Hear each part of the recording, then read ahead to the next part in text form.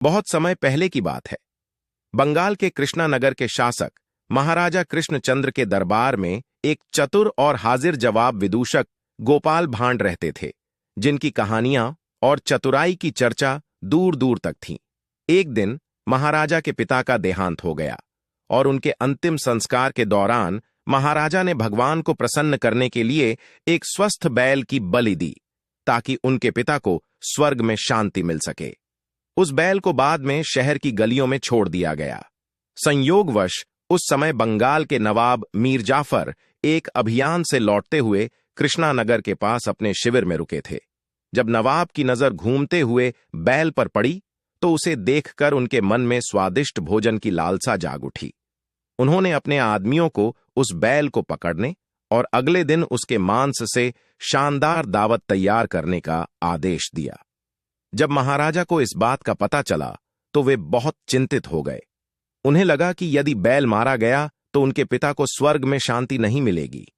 दरबार में उदासी छा गई, क्योंकि नवाब के सामने कुछ करने का साहस किसी में नहीं था।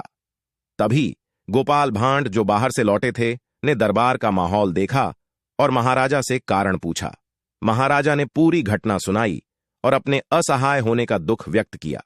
गोपाल मुस्कुराए और बोले, महाराज, आप चिंता न करें, मैं नवाब से बैल को मुक्त करवा लूंगा। हालांकि दरबार के अन्य लोग हिचकिचा रहे थे, पर महाराजा ने गोपाल को प्रयास करने का अवसर दिया और वादा किया कि यदि वह बैल को सुरक्षित वापस लाए तो उसे इनाम दिया जाएगा।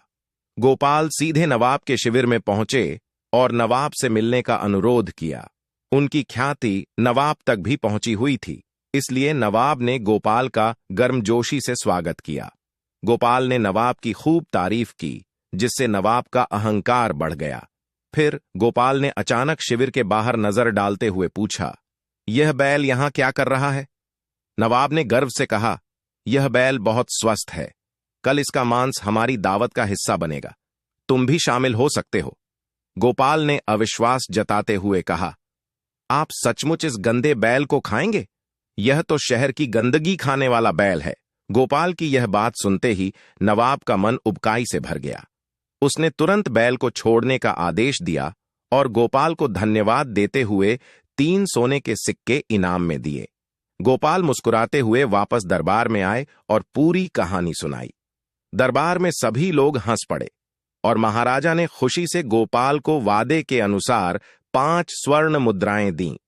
गोपाल की बुद्धिमानी और चतुराई से बैल की रक्षा हो गई और महाराजा ने उसे आशीर्वाद दिया